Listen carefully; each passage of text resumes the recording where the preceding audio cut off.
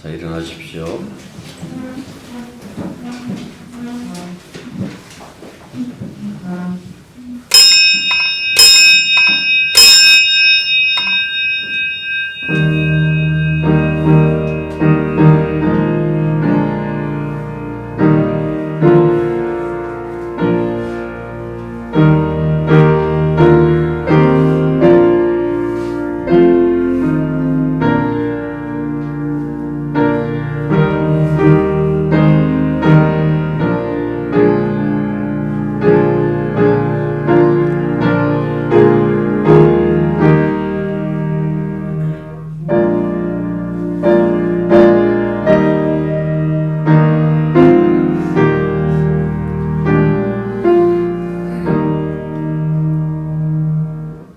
하나님 아버지, 아무리 어둠이 깊어도 결국 새벽 오듯이 이 감염병도 언젠가는 끝날 것을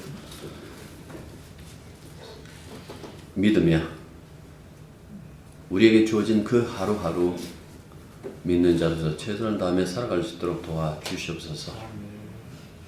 이젠 것 다 지나갔습니다. 새로운 피조물이다 말씀하셨으니 우리가 경험하는 것, 이것이 우리의 운명을 좌지우지하는 것이 아니라 오직 주님이 우리의 운명을 부여잡고 있다는 그 사실 알고 늘 주만 바라보고 살아갈 수 있는 저희들이 되게 도와주시옵소서. 그 마음 가지고 함께 모였습니다. 이 시간 오직 주님께 영광 돌리고 주님 영광 받는 것을 우리들의 기쁨으로 알고 온전히 이 예배를 하나님께 올려드릴 수 있도록 주님 우리를 붙잡아 주시옵소서. 예수님 이름으로 기도드립니다. 아멘. 자, 말씀 보십니다. 디모데후서 2장 8절부터 13절. 내가 전한 복음대로 다윗의 시로 죽은 자 가운데서 다시 살아나신 예수 그리스도를 기억하라. 누구로 말미암아 내가 죄인과 시인이 하나님의 말씀을 믿지 아니하노라. 그러므로 내가 택함 받은 자들을 위하여 모든 것을 참음은 그들도 그리스도 예수 안에 있는 구원을 영원한 영광과 함께 받게 하려 함이라. 믿다 임하여 우리가 또한 이제 죽었으면 또한 함께 살 것이요 참으면 또한 함께 왕노릇할 것이요 우리가 주를 부인하면 주도 우리를 부인하실 것이라. 우리는 기쁨이 없을지라도 주는 항상 기쁘시니 자기를 부인하실 수 없으시다. 아멘. 앞서 바울은 목회에 필요한 조언을 디모데에게 하면서 구체적으로 처리해야 할 그 사안만 말하지 않습니다. 왜 그렇게 해야 되는지 그 모든 일의 근원에 관해서 말하는데 그 근원이 바로 복음입니다. 8절 보시면 이렇게 시작하죠. 내가 전한 복음대로 다윗의 시로, 다윗의 자손으로 죽은 자 가운데서 다시 살아나신 예수 그리스도를 기억하라 라고 이렇게 말씀하고 있어요. 이 부분은 초기 기독교가 전한 복음이 무엇인지를 분명히 알려주는 그 말씀이죠. 여기서 다윗의 자손하는 것은 하나님이 다윗에게 언약하신 바로 그 주님이시라는, 누가? 예수가 바로 그 주님이시라는 바로 그 뜻입니다. 이것은 주님께서도 이 땅에 계실 때에 시편 110편 1절을 인용하여 바리새인과 논쟁할 때에 그 얘기를 했어요.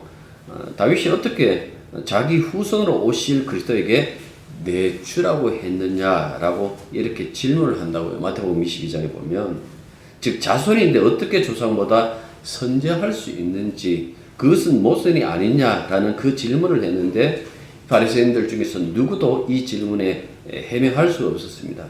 그 이유가 뭔가니까 그들은 그리스도의 존재를 제대로 알고 있지 않기 때문에 그렇다라는 그 말씀입니다. 성경에서는 그 얘기를 하죠. 다윗의 자손으로 오신 그리스도가 다윗보다 선지하신 분이다. 그래서 초기 기독교는요, 이 난제를 간단하게 얘기해요. 어떻게 얘기를 하는가 하니까 하나님의 아들하고 이렇게 얘기를 해요.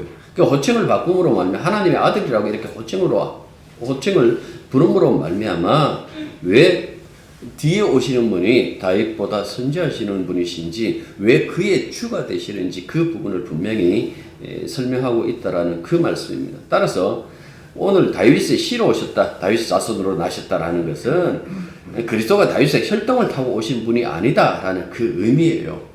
그러니까 다윗과 맺은 언약을 이루기 위해 세상에 오신 하나님의 아들, 예수가 바로 다윗과 맺은 언약을 이루기 위하여 세상에 오신 하나님의 아들이다라는 그 뜻을 이 짧은 구절로 우리들에게 설명해 주고 있는 겁니다. 오순절 성령 강림을 경험한 베드로가 사람들 앞에서 한 그 설교에도 이 부분을 잘 설명하고 있어요. 자, 사도행전 2장 펴주십시오. 23절부터 보시죠. 제가 얼마간 읽겠습니다. 사도행전 2장 23절부터 제가 읽어 내려갑니다. 그가 하나님께서 정하신 뜻과 미리 아신 대로 내준 바 되었거늘 너희가 법 없는 자들의 손을 빌려 못 박아 죽였으나 하나님께서 그를 사망의 고통에서 풀어 살리셨으니 이는 그가 사망에 매여 있을 수 없음이라. 다윗이 그를 가리켜 이르되 내가 항상 내 앞에 계신 주를 비었으며 나로 요동치 않게 하기 위하여 그가 내 우편에 계시도다. 그러므로 내 마음이 기뻐하였고 내 혀도 즐거워하였으며 육체도 희망에 거하리니 이는 내 영혼을 음부에 버리지 아니하시며 주의 거룩한 자로 썩음을 당하지 않게 하실 것이미로다. 주께서 생명의 길을 내게 보이셨으니 주 앞에서 내게 기쁨이 충만하게 하시리로다 하였으므로 형제들아 내가 조상 다윗에 대하여 담대히 말할 수 있노니 다윗이 죽어 장사되어 그 묘가 오늘까지 우리 중에 있도다. 그는 선지자라 하나님이 이미 맹세하사 그 자손 중에서 한 사람을 그 위에 앉게 하리라 하심을 알고 미리 본고로 그리스도의 부활을 말하되 그가 음부에 버림이 되지 않고 그의 육신이 썩음을 당하지 아니하시리라 하더니 이 예수를 하나님이 살리신지라 우리가 다 이 일의 증인이로다. 하나님의 오른손으로 예수를 높이심에 그가 약속하신 성령을 아버지께 받아서 너희가 보고 듣는 이것을 부어주셨느니라. 다윗은 하늘에 올라가지 못하였으나 친히 말하여 이르되 주께서 내 주에게 말씀하시기를 내가 내 원수로 내 발등상이 되게 하기까지 너는 내 우편에 앉아 있으라 하셨도다 하였으니 그런즉 이스라엘의 온 집은 확실히 알지니 너희가 십자가에 못 박은 이 예수를 하나님이 주와 그리스도가 되게 하셨느니라 하니라. 길게 읽었지만은 이게 복음이에요. 그래서 다윗의 자손으로 다윗의 씨로 나셨다라는 이 말씀을 주님이 오셔서 하나님의 아버지가 이때까지 언약하신 모든 것을 다 이루셨다라는 그 이야기를 바울이 그리고 베드로가 설교를 통해서 우리들에게 설명해 주고 있는 겁니다. 그래서 사도 바울도 다시 본문으로 가보십시오. 보면 그 얘기를 하고 있죠. 내가 전한 복음하고 이렇게 얘기를 했어요. 내가 전한 복음 했는데 우리가 앞서서 읽었던 사도행전 2장부터 읽었던 그 부분과 바울이 전한 이 복음이 다른가라고 했을 때 전혀 다르지 않습니다. 둘 다 예수님에 대해서 예수가 우리의 주와 그리스도가 된다라는 그 이야기를 하고 있죠. 그래서 내가 전한 복음 했을 때 좀 더 자세히 보기 위해서는요. 자, 이번에는 고린도전서 15장으로 갑니다. 3절부터 8절. 제가 읽습니다. 내가 받은 것을 먼저 너희에게 전하노니 이는 성경대로 그리스도께서 우리 죄를 위하여 죽으시고 장사 지낸 바 되셨다가 성경대로 사흘 만에 다시 살아나사 게바에게 보이시고 후에 12 제자에게와 그 후에 500의 형제에게 일시에 보이셨나니 그 중에 지금까지 대다수는 살아있고 어떤 사람은 잠들었으며 그 후에 야고보에게 보이셨으며 그 후에 모든 사도와 맨 나중에 만삭되지 못하여 난자 같은 데게도 보이셨느니라. 자, 고린도전서 15장이 이 15장의 주제가 부활이잖아요. 부활. 부활인데 1절부터 11절까지는 그 예수님의 부활에 대해서 이렇게 얘기를 하고 있고, 그 다음에 12절부터는 우리들에게 부활이 있느냐 없느냐라는 그 문제를 가지고 사도 바울이 설명을 하고 있는 거예요. 여기 보시면 사도 바울이 얼마나 그리스도의 부활에 대해서 중요하게 생각했는지 그 부분을 알 수 있어요. 그만큼 보면 15장 길게 이 부분에 대해서 설명하고 있다라는 그 말씀이에요. 왜 사도가 이 문제를 가볍게 여기지 않았는가 하니까 이걸 그냥 그렇게 가볍게 여겨버리면 자신이 전한 복음도 신앙 공동체의 믿음도 뿌리째 흔들린다라고 그렇게 생각했어요. 그래서 14절과 15절 보십시오. 그리스도께서 만일 살아나지 못하셨으면 우리가 전파하는 것도 헛것이요 또한 너희 믿음도 헛것이며 또 우리가 하나님의 거짓 증인으로 발견되리니 우리가 하나님이 그리스도를 다시 살렸다고 증언하였음이라. 만일 죽은 자가 다시 살아난 일이 없으면 하나님이 그리스도를 다시 살리지 아니하셨으리라 하고 이렇게 말씀하고 있어요. 다시 살아나신 일이 없으면 누가? 그리스도가. 너희 믿음이 헛것이다라고 이렇게 얘기를 하고 있어요.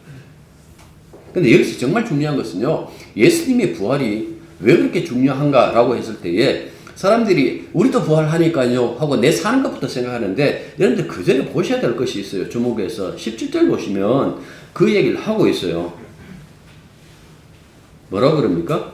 너희의 믿음도 헛되고 너희가 여전히 죄 가운데 있을 것이요.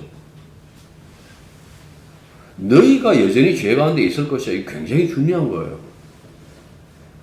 왜냐하니까 예수님의 죽음이 무엇인지, 그의 부활이 어떤 의미를 가지고 있는지 여기에 이 구절 안에 지금 다 설명하고 있기 때문에 그 말씀입니다.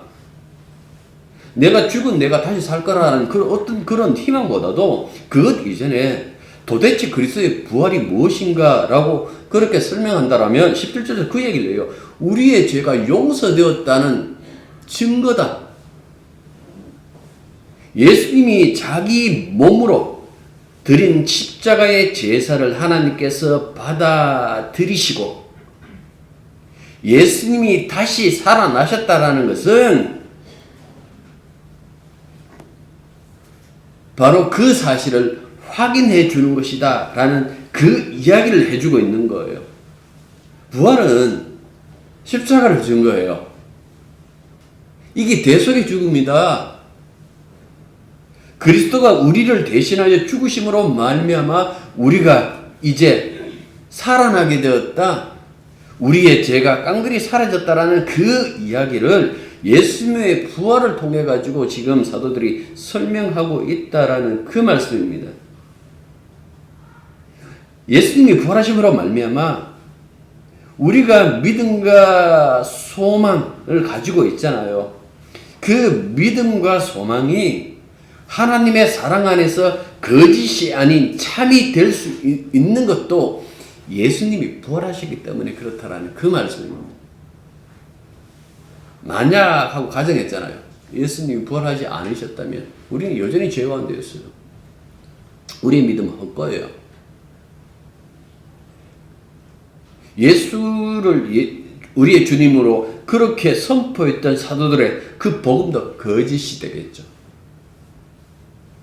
그만큼 이 부활을 통해서 우리들에게 그 얘기를 해주는데 15장 3절부터 8절까지 이 모든 문장의 주어가 뭔가 하니까 이 주어가요 3장 하반절에 그리스도라고 있죠. 그리스도예요. 예수님이 우리의 운명, 교회의 운명을 결정하신다. 그분이 우리를 쥐고 있다. 그 우리의 운명을 쥐고 계시는 그분이 자기 백성의 운명을 쥐고 있던 왕이신 이분이 그 일을 완수하셨다라는 그 의미로 설명하고 있는데요. 여러분들 이게 복음이에요. 미완료가 아니고 완료. 주님이 십자가에서 다 이루셨다. 3절 다시 보십시오. 내가 받은 것을 먼저라고 이렇게 했는데 이건 개역 개정판, 이거는 수정하면서도 이걸 안 바꿨어요. 그런데 세번역에서는 어떻게 바꿨는가 하니까 중요한 것, 먼저라고 안 해요. 시간상으로 번역 안 해요. 그냥 중요한 것. 공동 번역은 좀 더 강하게 가장 중요한 것 하고 이렇게 번역을 했어요. 내가 전해받은 가장 중요한 것을 하고 이렇게 얘기를 했는데 바울이 그토록 중요하게 여긴 복음의 내용이 무엇인가라고 했을 때에 나오죠. 성경대로 그리스도께서 우리의 죄를 위하여, 당신의 죄가 아니에요. 우리 죄를 위하여 죽으시고 장사 지낸 바 되셨다가 성경대로 사흘 만에 다시 살아나사 게바에게 보이시고 후에 12제자에게 자신을 보이셨다라는 그 말씀이죠. 앞서도 얘기한 것처럼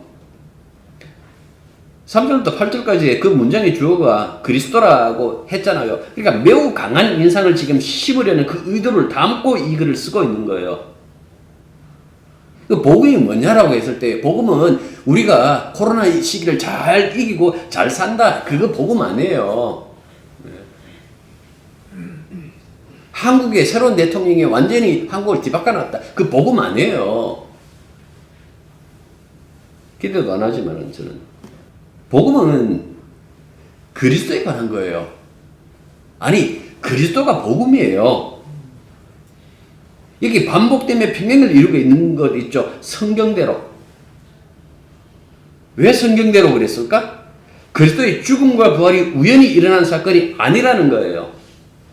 수천 년 이 성경의 역사, 이 구속의 역사, 그때마다 하나님께서 언약을 하셨는데 그 언약대로 일어난 결과라는 그 점을 지금 부각하기 위하여 성경대로 하고 그렇게 설명하고 있는 거예요. 이걸 정리하면요. 복음의 내용이 뭡니까? 그리스도께서 우리의 죄를 위하여 죽으시고 장사되시고 다시 살아나사 나타나셨다. 이 네 가지 동사예요.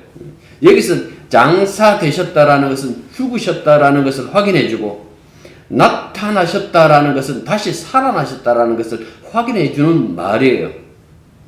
결국 그리스도의 죽음과 부활이라는 이 핵심 사건이 성경대로 언약심대로 다 이루어졌다는 그 말로 요약할 수 있다는 그 말씀입니다.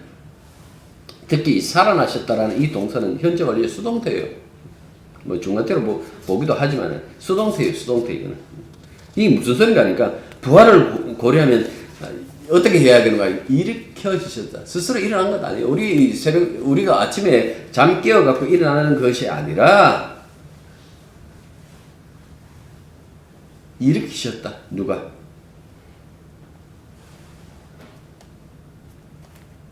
예수님이 오시면 죽은 자들이 그냥 무덤을 깨트리고 살아납니까? 일으키셔야 돼요.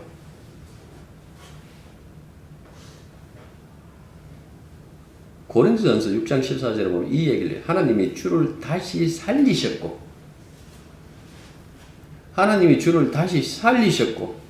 또한 그의 권능으로 우리를 다시 살리시리라. 이렇게 얘기를 하고 있어요. 예를 들면 하나님께서 예수님을 부활시키셨고 그 권능을 가지고 우리도 부활시킨다라는 그 말씀을 하고 있는 거예요. 스스로 일어났다라면 자기 권능이겠죠. 생각하기를 하나님 아들이니까 예수님이 가능하지 않겠느냐라고 그렇게 말할 수도 있겠지만은 그거는 가능 불가능을 떠나가지고 그리스도의 죽음이 뭐라 그랬어요? 우리를 대신하는 죽음, 대표의 죽음이라 그렇게 얘기를 했잖아요. 그렇다면 우리를 대신하여 자기 몸을 드렸다면 자기 몸을 드린 이 제사에서 하나님께서 기꺼이 받으셨다라는 그 증표가 무엇인가 하니까 하나님이 그를 일으키시는 거예요. 일으키심으로 말미암아 그가 다시 살아나셨다 하고 성경에서 말하는 거예요. 자, 다시 본문 갑니다. 디모데후서 2장 8절로 오십시오. 내가 전한 복음대로 다윗이 시로 그 다음 뭐라고 얘기를 합니까? 죽은 자 가운데서 다시 살아나신 예수 그리스도를 기억하라 이렇게 얘기를 했잖아요. 여기도 수동태로 되어 있어요. 죽은 이들 가운데서 일으켜졌다. 예수 부활시킨 분이 바로 하나님이시다 라고 그렇게 말씀하고 있는 거예요. 바울은 이 복음 때문에 9절 보시면 죄인같이 매일 때까지 고난받았다라고 이렇게 얘기를 하고 있어요. 이 말은 단지 바울 자신이 복음을 위해서 얼마나 수고하였는지 그것을 보여주는 표현이 아니에요. 그러면요, 그 다음 문장 보십시오. 하나님의 말씀은 매이지 아니하니라. 이거는요, 복음은 영원한 자유다. 복음을 매는 밧줄도 없고, 복음을 얽맬 올무도 없고, 복음을 막을 장벽도 없고, 복음을 가둘 감옥도 없고, 복음의 능력은 자유다. 라는 그 말이에요. 이게 어떤 상황에서도 복음은 활동한다라는 그 뜻이에요. 내가 참 많이 수고했지. 내가 감옥에 갇히기까지 이 복음 전했다. 나를 본보다라 그 얘기하는 것 아니에요. 내가 갇히고 말고 할 것 없이 복음은 여전히 활동하고 계시다. 그 빌립보에서 그 얘기를 하잖아요. 자기를 가두고 있던 그 군사들에게, 로마 군사들에게 복음을 증가하고 그들을 변화시켜 버린다고요. 바울이 변화시키겠습니까? 그걸 성령이 임하지 않을까요? 그러니까 그런 얘기를 보면 그 어떤 상황 속에서도 복음은 활동한다라는 그 사실에 대해서 얘기를 해주고 있는 거예요. 신앙이 어떤 측면에서 굉장히 기가 막힌 거예요. 예수 믿으면 평안 속에서 기쁨과 감사로 가득 찬 이건 환상이죠. 늘 다리 뻗고 편하게 살고 내 하는 일마다 다 잘 되고, 잠언서 31장에 있는 아우리입니까? 그쪽에 있는 것처럼 온 가족들이 행복하게 사는 어떤 그 모습, 그것을 얘기하는 것이 아니에요. 바울은 지금까지 무엇을 얘기를 했습니까? 고난의 연속에 대해서 얘기를 했어요. 끊임없이 고난이다라고 그렇게 얘기를 했는데, 이 고난을 고난으로 생각 안 해요, 사도 바울이. 자신에게 복음이 있다라는 것, 내가 주님에게 붙들려 살아가는 그 삶의 자체를 오히려 젖된 나이가 그 어미 품에 있는 것 같은 그 심령, 그 시편이 있죠. 젖 먹고 배불러가지고 엄마 품에서 새근새근 자는 그 아이의 얼굴, 그 아이의 얼굴 속에 담겨져 있는 그 평온한 그 상태, 바울이 서신들을 읽어보면 그 얘기를 하고 있어요. 죽음을 마주해요. 사장에서 그 얘기를 해요. 그런데도 그 얘기 뭔가 하니까 나는 괜찮아요. 난 상관없다 해요. 이게 겉과 속이 다른 윗선일까요? 아니에요. 사도 바울은 자신에게 임한 이 상황, 자신이 통제할 수 없는 이 상황 때문에 전전긍긍하지 않아요. 왜 전전긍긍하지 않는가 하니까 나는 이미 그리스도 안에 있는 걸, 나는 이 세상의 세력 안에 있는 것이 아니라 나는 그리스도라는 그 하나님의 능력 안에, 하나님의 세력 안에 있는 걸, 그래서 이제는 내게 어떤 일이 벌어진다 할지라도 나는 괜찮아 하는 그 소망을 하고 있기 때문에 바울이 이런 모습을 우리들에게 보여주고 있다라는 그 말씀입니다. 마귀는 우리를 정죄 못해서 안 달랐어요. 왠가는 우리가 죄인이니까. 근데 예수님은요, 죄인인 우리들에게 찾아오셔서 모든 걸 바꿔버렸어요. 너는 이제부터 내 것이다. 내가 너를 대신하여 죽었다가 다시 살아났다. 따라서 나는 너의 죄를 다시는 묻지 않는다. 그래서 너에게는 정죄함이 없다. 기억해라. 사실은 8절 보면 그 원어 보면 기억하라는 말이 가장 앞에 나와 있어요. 기억해라. 마지막까지 너와 함께하는 최종 마침은 다른 것이 아니라 바로 나다. 내가 네 마지막과 함께할 자다라는 그 이야기예요. 그러니까 여러분들 이렇게 돼버리니까 사도 바울은 내 존재의 이유, 그리고 내 행동의 원인, 그리고 내 운명, 이 모든 주도권이 주님께 넘어간 것을 알아요. 그걸 믿고 있다라는 그 말씀입니다. 그래서 자신의 움직임보다도 먼저 주님이 움직이신다라는 그 사실을 알아요. 그래서 항상 주 안에서라고 그렇게 얘기를 한다가요. 주님의 낯선 이 은혜가 바울의 유일한 등불인 것처럼 역시 우리들에게도 마찬가지예요. 이게 우리들의 등불이에요. 때로는 이걸 잘 이해하지도 못하겠고 그냥 엉뚱한 소리도 하고 엉뚱한 짓도 하고 있지만은 결국 뭡니까? 예, 상관없어. 내가 네 운명인걸? 내가 네 마침인걸? 내가 널 붙잡고 결국 내 원대로 할 건데? 이것 때문에 사도 바울은 인내면 복음을 전했다라는 그 말씀입니다. 10절 보시면 하나님께서 택함받은 자들을 위한 것이라 그렇게 얘기를 하고 있습니다. 무엇이? 자기의 그 인내가. 왜 복음을 증거해야 될까라고 했을 때에 하나님의 택한 백성이 있었다라는 그 얘기죠. 사도 바울이 이 서신들 읽어보면 선택 사정이 분명해요. 사도 바울이 복음사에서 인내할 때 택함받은 사람들은 그리스도 안에 있는 구원, 그 구원을 받는다라는 것을 분명히 말씀하고 있어요. 그러니까 복음을 전하다 보면 바울이 그 얘기를 해요. 고린도에서 내가 사람의 기술로 안 한다. 말로 안 했다. 주님의 능력으로 했다라는 것은 신기하게도 자신의 어떤 그 모든 이론과 지식을 가지고 동원했을 때 사람들이 그냥 우습게 알고 때로는 그냥 흘리듯이 말을 던졌는데 그 말이 뒤집어져 갖고 그 말에 뒤집어져 갖고 예수 믿는 그 모습 보고 아하 이거는 인간의 어떤 기술로 할 수 있는 문제가 아니라는 그 사실을 알은 거예요. 그래서 자신은 십자가만 자랑하고 십자가 외에는 알길 원치 않다라고 그 얘기를 하는 이유도 바로 여기 있다라는 그 말씀입니다. 예수 안 믿을 것 같은 사람이 예수 믿으면 굉장히 기쁘죠.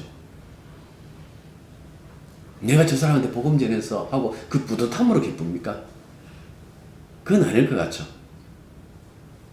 주님의 능력이 무한하구나.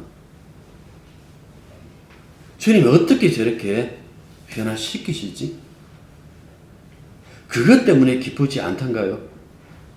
내가 숱한 어떤 고난을 겪지만은 많은 사람들이 예수를 주라고 고백하고 그 구원의 기쁨을 맛본다라면 그들의 고난 속에서도 그들이 변화되고 그들의 삶의 모습 보면 얼마나 그것이 기쁨이 되는가요? 데살로니가 교회에 편지 쓰기를 그 얘기를 해요. 내가 애고 소문 들었다. 너희들이 얼마나 그렇게 잘하고 있다라는 거. 그 잠깐 있어. 3주 정도 있다가 이렇게 떠날 수밖에 없었는 거기에서 그들이 어떻게 예수를 믿고 있다라는 그 소식을 감옥에서 들었을 때 그 기쁨, 그 즐거움, 주님의 살아계신, 주님이 역사하고 계시다라는 그 사실에 얼마나 기뻐했는가라는 그 말씀이에요. 그런데 바울은 이런 얘기를 합니다. 우리가 받는 그 구원에 대해서 뭐라고 얘기를 하는가 하는가. 10절 다시 보십시오. 10절 보시면 이런 얘기를 해요. 중간부터 보시면 그리스도 예수 안에 있는 구원을 영원한 영광과 함께 받게 하려 함이라 이렇게 말씀하고 있어요. 영원한 영광과 함께. 우리의 구원이라는 것이 초라한 것이 아니에요. 우리의 구원이 영원한 영광과 함께 주어진다라고 그렇게 얘기를 하고 있어요. 이 사장에 가면 바울이 자신이 받을 그 상에 대해서 얘기를 하잖아요. 근데 자신에게만 주는 것이 아니다라고 얘기를 했어요. 내게만 아니라 주의 나타나심을 사모하는 모든 자에게도. 그 4장 8절에서 그렇게 얘기를 하고 있다고. 그러니까 보십시오. 영원한 영광과 함께 누리는 이 구원은 사도 바울만 누리는 것이 아니라 복음을 받아들이는 모든 그 택한 백성들, 하나님의 백성들이 동일하게 누릴 그 은총이 무엇인가 하니까 영원한 영광과 함께 주어지는 구원이다라고 그렇게 말씀하고 있어요. 이거는요, 교회 사가들이 그 얘기를 해요. 초창기 교회에서 널리 불린 찬송가, 찬송이었다. 11절부터 보십시오. 이게 찬송이었다라고 얘기를 해요. 미쁘다라고 이렇게 얘기를 하고 있잖아요. 이게 찬송이에요, 찬송. 영원한 영광이 깃든 이 구원을 바라보는 사도 바울이 찬송이 안 들을 수 없잖아요. 그래서 11절부터 13절은 이게 찬송이에요, 찬송.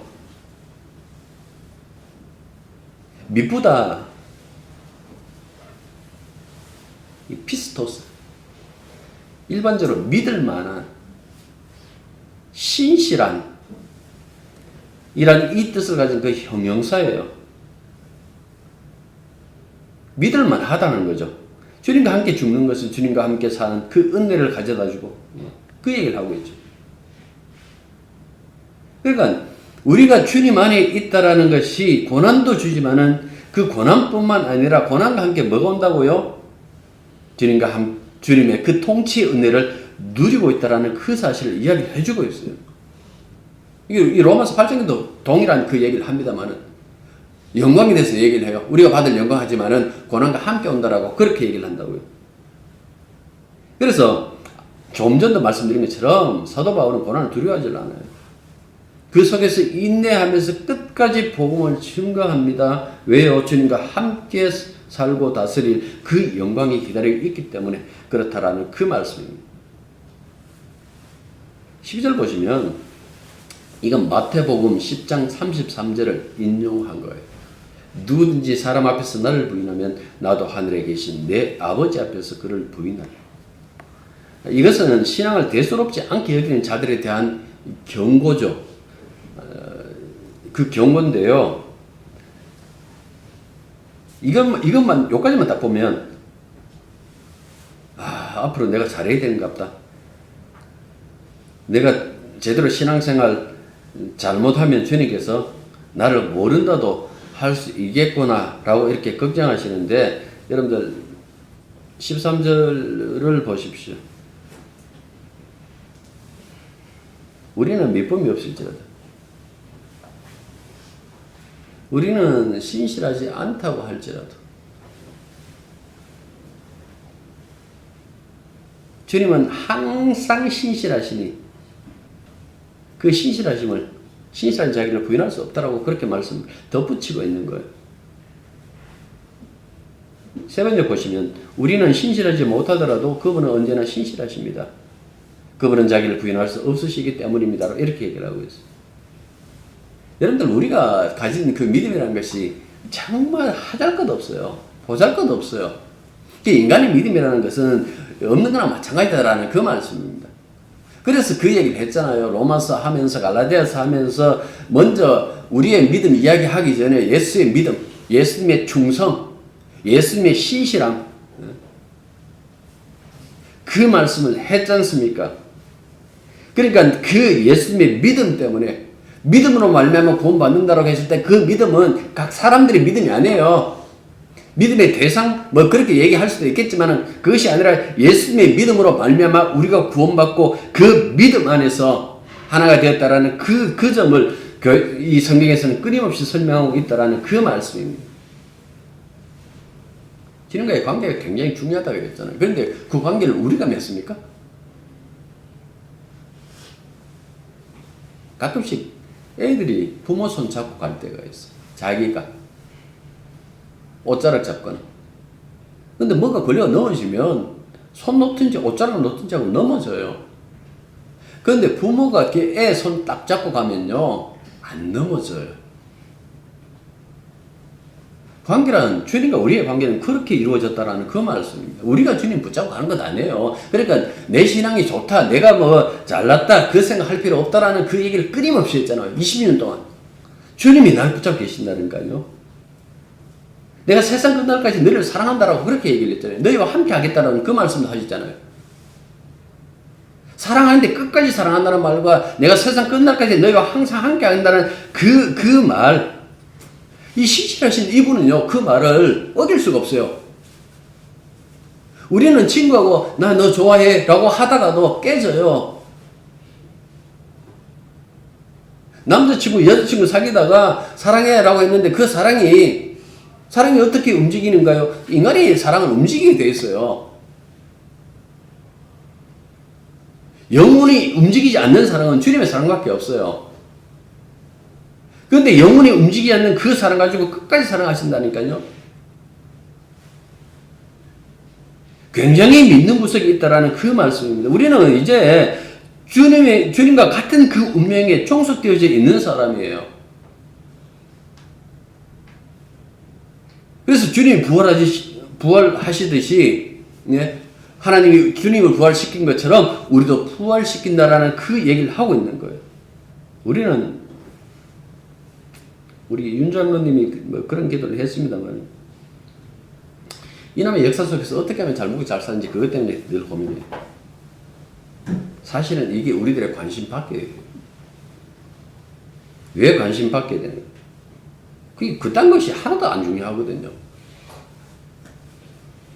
진짜 중요한 것은 복음이에요. 왠가니까 왜 그딴 것이 하나도 안 중요합니까? 라고 했을 때에 그런 역사는 이미 우리들한테는 마감되었어요. 고린도 후서 5장 17절 이전 것은 지나갔으니 보라 새 것이 되었도다. 이전의 역사는 우리한테 마감된 거예요. 세상 사람들이 하는 근심과 걱정과 우리의 성도의 근심과 걱정은 달라져요. 우리는 어떻게 하면 주님을 기쁘게 할 거라는 그 걱정하면 되는 거예요. 가끔씩 내가 나를 봐도 꼴보기 싫잖아요. 아이고 인간아. 그것도 못 참고. 그런데 여러분 그것도 잊어버리십시오. 우리의 저주를 몽땅 가져가신 그리스도에 인한 그 기쁨의 정신이 팔려가고 살면 되는 거예요. 그래서 내가 이래서 주님이 나를 위하여 십자가 못 박혔구나. 그 은혜로 우리를 나로 하여금 살게 하시는구나. 그렇게 생각하시는 거예요. 부활하시고 하나님 우편에 앉으셔서 주의 자리에 주로서 지금 활동하고 계시는 그 예수님이 영광된 우리들이 미래예요. 그분과 함께 죽으면 그분과 함께 산다라는, 다시 산다라는 그 이야기가 바로 이 이야기를 하고 있는 거예요. 성도의 미래는 영광됩니다. 기도하겠습니다. 주님 베푸신 그 사랑의 그 끈질김, 그 어떤 것으로도 막을 수 없는 그 능력, 언제나 우리를 장악해서 당신의 몸으로 삼고 당신의 교회로 삼고 당신의 성전으로 삼고 우리와 함께 하시며 나와 함께 가자며 당신의 운명 속으로 이끌고 감을 믿습니다. 그 믿음으로 소망 가운데 오직 주만 바라보고 살아갈 수 있도록 도와주시옵소서. 때로는 믿지 못하는 나 자신에 실망하지만은 그것조차도 던져버리게 하옵소서. 이미 끝난 것, 이미 옛사람은 죽었다라는 그 사실을 깨닫고 오직 주의 소유된 자로서 주의 몸으로서 참여되어 살아가는 그 삶의 기쁨만 우리가 깨닫고 살아갈 수 있도록 도와주시옵소서. 복음, 그 위대한 하나님의 능력이 우리를 장악하고 있음을 잊지 말게 하여 주옵소서. 예수님 이름으로 기도드립니다. 아멘. 이제는 우리 주 예수 그리스도의 은혜와 하나님 우리 아버지의 크신 사랑과 성령의 교통하심이 진실로 그리스도와 함께 죽으면 그리스도와 함께 사는 이 진리 안에 들어있음을 깨닫고 날마다 주만 바라보고 살아가기로 다짐하는 새 사람들 위해 이제부터 항상 함께 있기를 축원합니다. 아멘.